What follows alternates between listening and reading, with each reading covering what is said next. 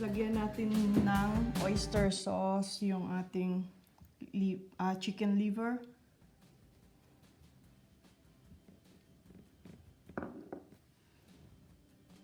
So, eto, may oyster sauce na siya. Haluin lang natin, guys. Pero dahan-dahan po natin siyang haluin para hindi siya madurog. Add natin yung cornstarch. Ayan.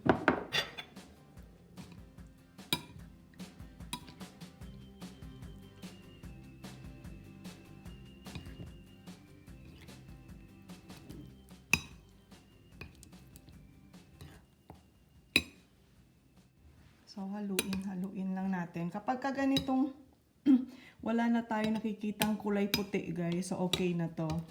Ibig sabihin na halo na talaga natin yung cornstarch sa liver. Unahin nating iprituhin, guys, itong patatas. Kaya piprituhin ko muna ito bago ihalo sa iluluto ko para hindi siya madurog.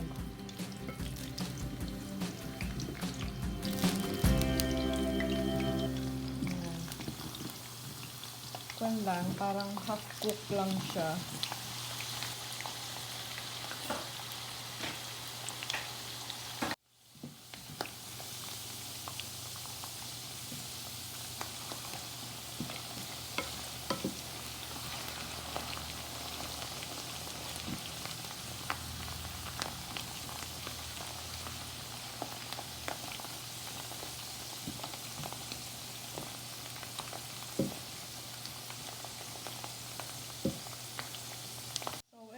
Tama na ito, guys.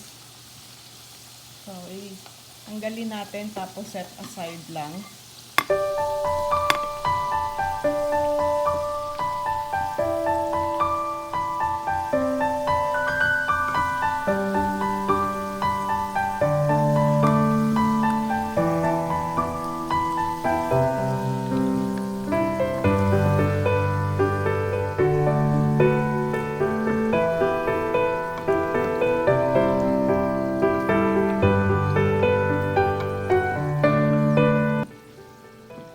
After nitong patatas na prituhin, isunod ko yung chicken liver. So, ayan, set aside na lang natin ito.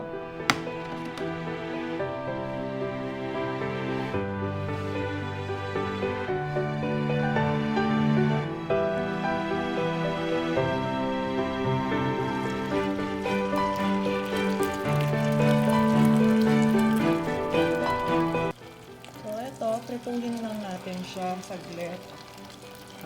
Tapos, maprito lang siya both sides, okay na.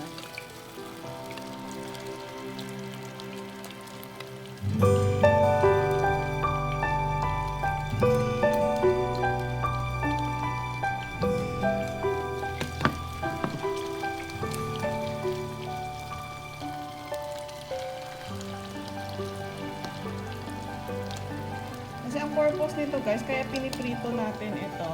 Parang hindi siya masyadong madurog kapag niluto na natin. Mag-firm siya ng konti.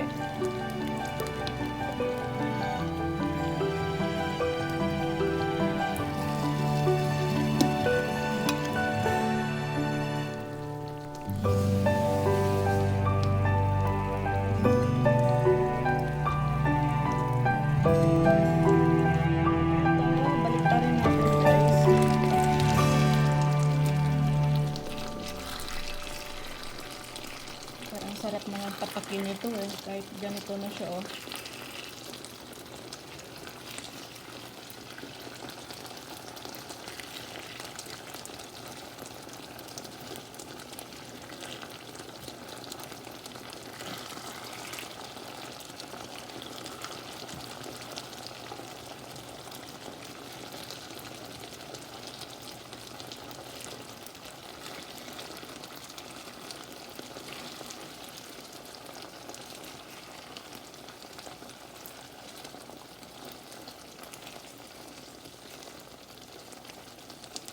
Alam ko, maraming ayaw kumain ng atay guys, pero ako gusto ko to.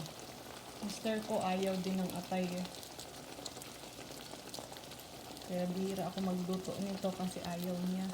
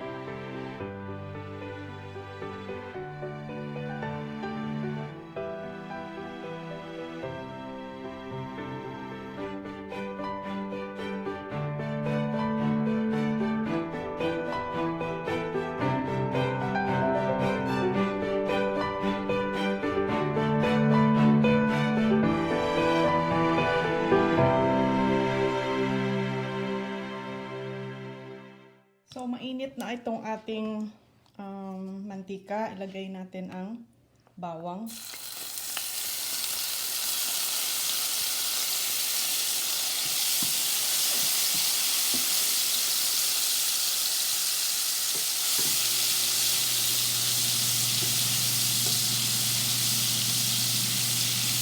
antayin lang natin siya mag-light brown guys. Tapos, pwede na natin ilagay ang ating sibuyas.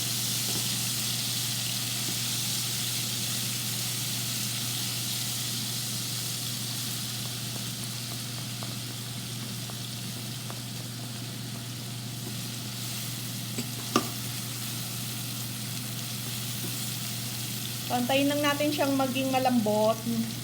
Wait until the onions get so soft. Malambot na yung sibuyas. Pwede na natin ilagay ang ating chicken heart. Ito, yung puso ng manok. Nilagyan ko na pala siya guys ng black pepper at saka seasoning para mag-blend na yung lasa niya.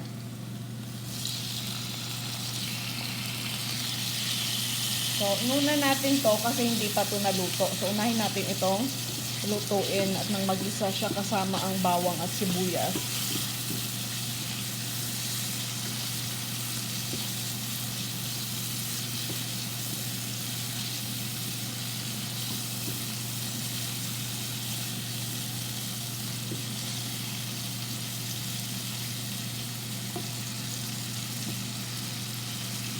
May ibang recipe nito, ang hinahalo nila, balon-balunan. Sa akin naman, ang nakita ko kasi nung nag-grocery kami, nakita akong chicken heart. So, ito ang binili ko.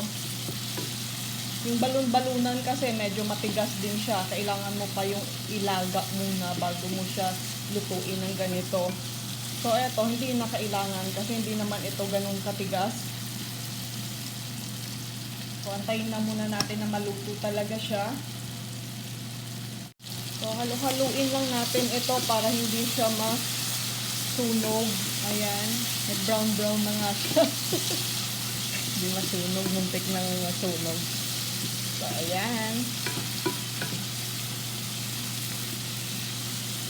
So, unti pa. Siguro lulutuin natin itong chicken heart, guys, ng 5 minutes. Ayan, para sure na luto na talaga siya. Kasi yung ating atay, luto na siya. So, saglit lang na lutuan ito.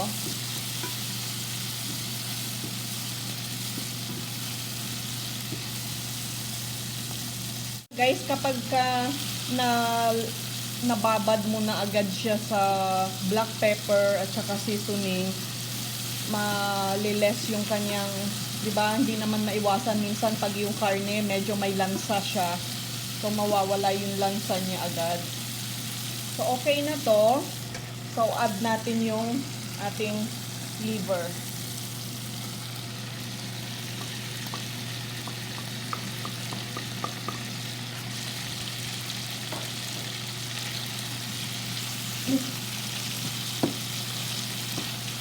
Ayan, dahan-dahan lang natin haluin ito kasi itong liver natin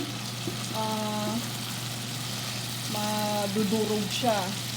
Tapos yung sinave ko yung pinagbabaran ko kanina. So, ihalo ko siya dito para magdagdag lapot din siya.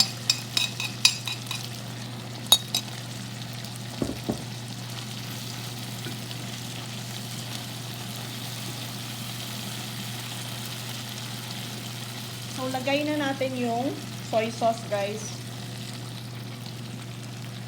3 tablespoons of soy sauce. Tapos, eto, 1 tablespoon of black pepper. 1 teaspoon of powdered seasoning.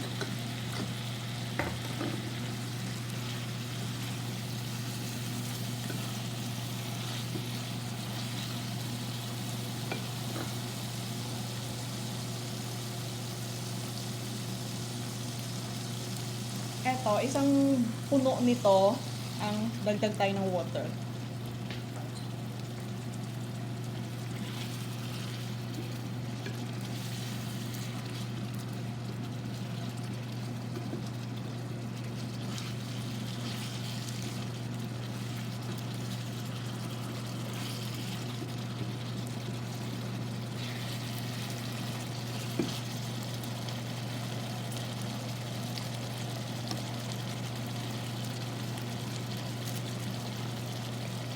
Tapos, para ma-blend yung lasa niya, guys, yung soy sauce niya, tapos yung oyster sauce, lagyan natin siya ng konting asukal. Ayan. Para malasahan natin yung manamis-namis na konti. So, ready na din i-add natin itong ating patatas.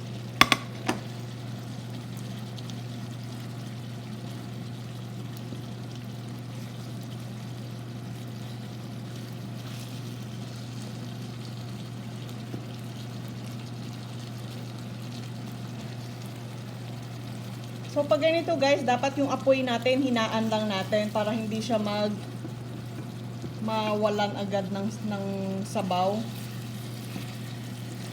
Para hinay-hinay lang yung pagkaluto niya. Kasi luto naman na talaga to siya. Pain-in na lang natin siya.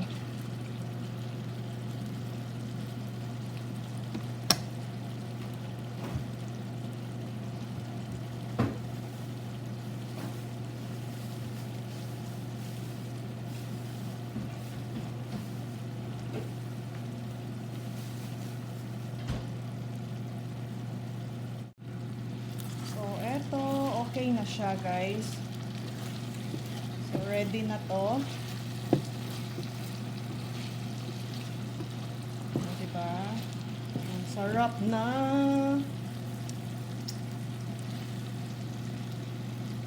So, ayan na ang aking adobong atay with chicken heart. In English pa talaga. Adobong atay at puso ng manok. Oh, yan. Siya ng ito. Yan.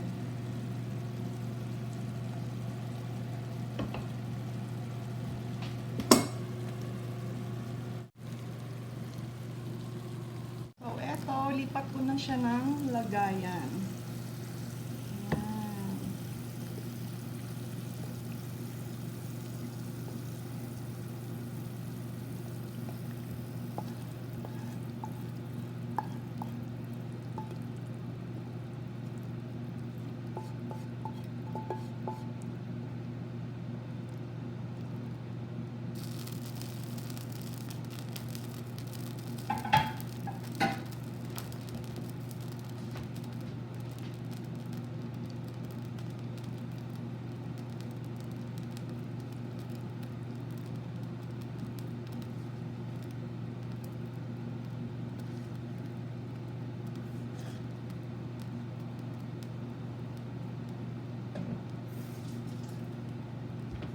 So, ready na siya.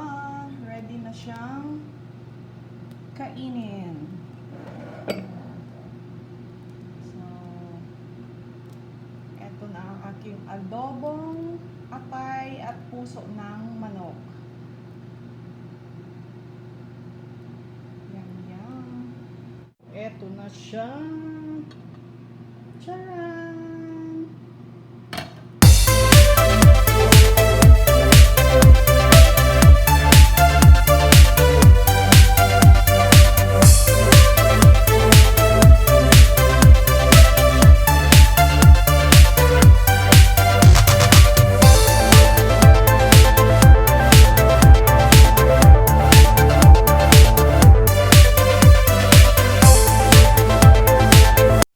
Ko.